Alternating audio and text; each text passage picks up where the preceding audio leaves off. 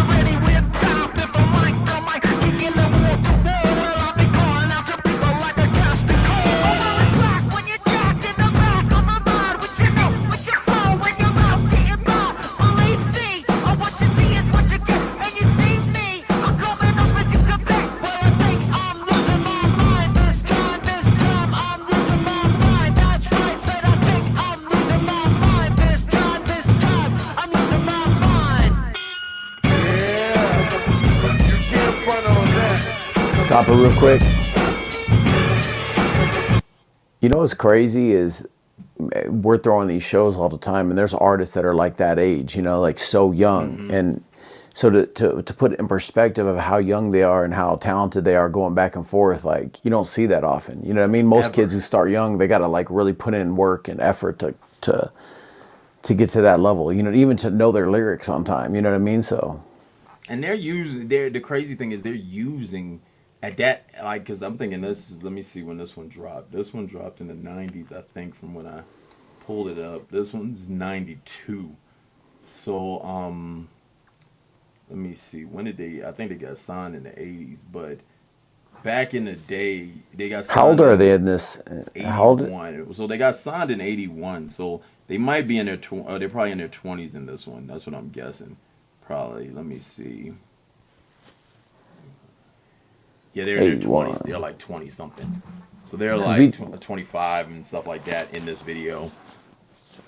To see that, the one thing that I always thought was super dope about Beastie Boys whenever I hear their name is to stay true to rapping the way you rap when through the gangster rap era. yeah, Like, you know what I'm saying? Like to stay true to doing this like almost like boom bap hip hop and like more like my DJ and I'm spitting yeah, it like this and talking about how good you rap and stuff in a time where dudes was rapping like Pac yeah. and all that. That is a testament of having true fan base and also not falling to the trend, which killed a lot of people's careers. Because I A think a lot. lot of rappers could have stayed alive if they didn't fall for the I need to switch over. The trend. They Because just kept it real. Yeah, just kept it who they are. a lot of people hated on MC Hammer, but we gonna keep it real. Like MC Hammer, a lot of people don't talk about like MC Hammer is one of the most gangster rappers in real life, but then he rapped a certain way and Hmm. he became super pop. But then oddly, when all the gangster rap, he tried to switch and he started doing the hunt headhunter, the hammer the Hmm. headhunter or something like that, and he started wearing the black and the boots and everything. And he should have really he shouldn't have let him get to his head because he had a fan base that Yeah, wanted the party started. You know what I'm saying? And I wish he would have stayed with it, because he was one of the dopest performers I ever seen live. But yeah. I'm always like they stuck to what they did and they made their money and they popped crazy. I think they're like the biggest rap group of all times. I think they're right. All of them are like at I think like 30 million sold or something. It's like them and then Outkast is up there and Bone Thugs. They're all in that range. You know what I'm saying? But yeah, I always respected that.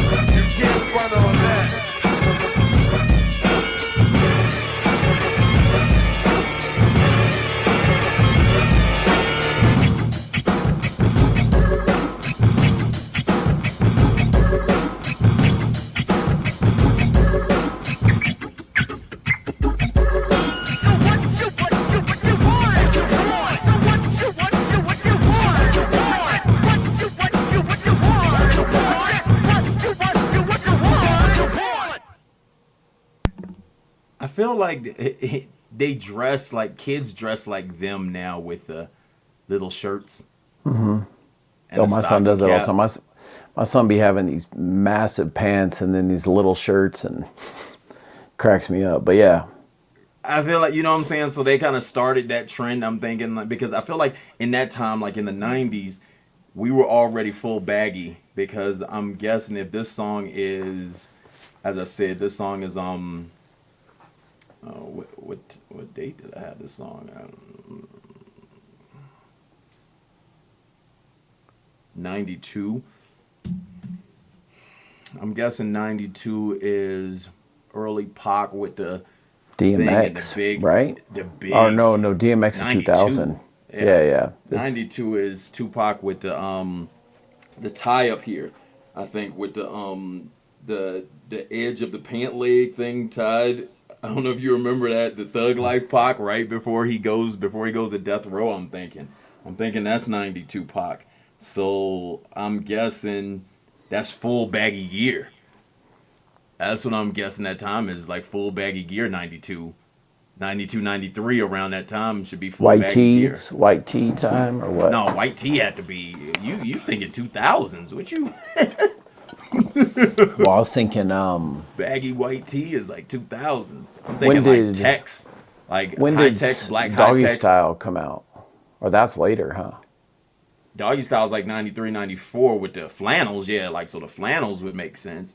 I don't know about no white tee. I know they had. I thought they had what's it white called? tees and they had khaki or Khakis not- and flannel. He had the flannel on. But they had the baggy like flannel, like the super baggy flannels, Yeah. like, and then the high tech boots, the black high tech boots. And then you had because I'm guessing that's like Naughty by Nature time. You know what I'm saying? So that's the tie up hats. That's what I'm saying, like the tie up hats with the big jean jacket outfits. It was huge. You know what I'm saying? Like the big jean. And so for them to wear small t-shirts, that's a style. And then every time I see kids these days, like that's what they be having on.